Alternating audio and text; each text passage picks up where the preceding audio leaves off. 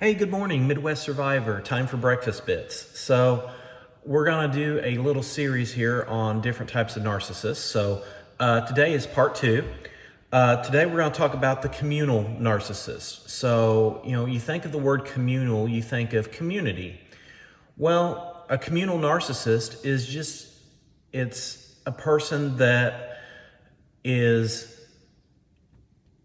has a mindset of community, but the community is revolving around themselves. So they are the center of the community. So, with a communal narcissist, you'll hear terms like, well, look how much I do for everyone. This is, or a term like this is what I have done for everybody else. I did this for this organization. I did this for this church. I did this for this family. I did this for these people. I did this for this school.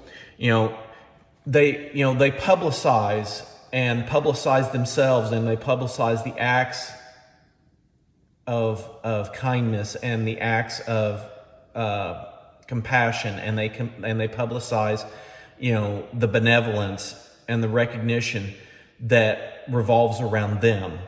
They expect gratitude beyond what is reasonable. So, for instance, I had a narcissist constantly hang over my head, well, we gave you this life, or we gave you blah, blah, blah, or we did this for you, or we didn't have to do this for you, but we did this for you.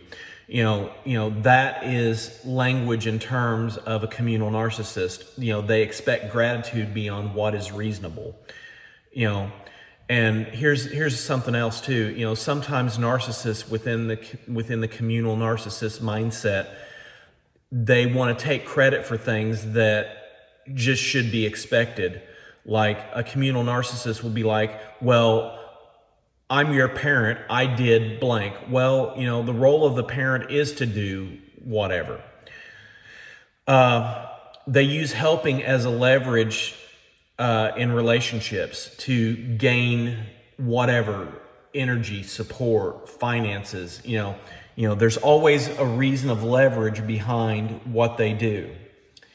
And then the last one is, this is what happens whenever it doesn't go their way. They become resentful when praise does not follow them.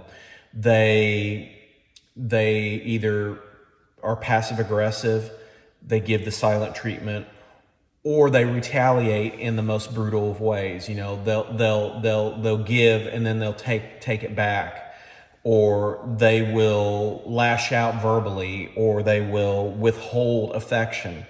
So, these are ways to identify a communal narcissist, and these are some of the things that a communal narcissist does.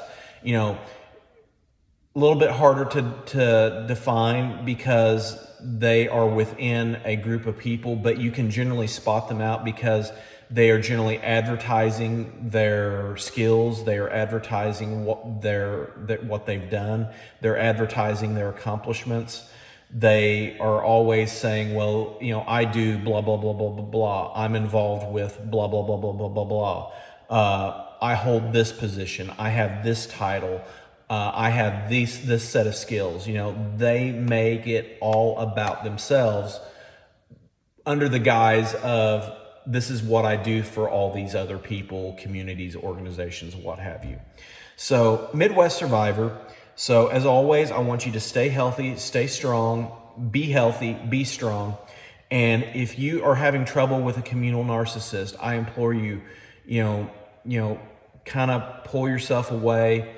Start looking at things, start using critical thinking. It's not enough that these things, but start critically thinking, assessing, and analyzing the methods and the motives behind why somebody is doing what they do. It's not enough that somebody says stuff. It's not enough that somebody does stuff, but it's very important to understand the why, the who, and the reasons behind what they do. So, Midwest Survivor, as always, stay healthy, stay strong, and be healthy and be strong. I'll see you tonight at dinner chat. Y'all take care. Have a great Saturday.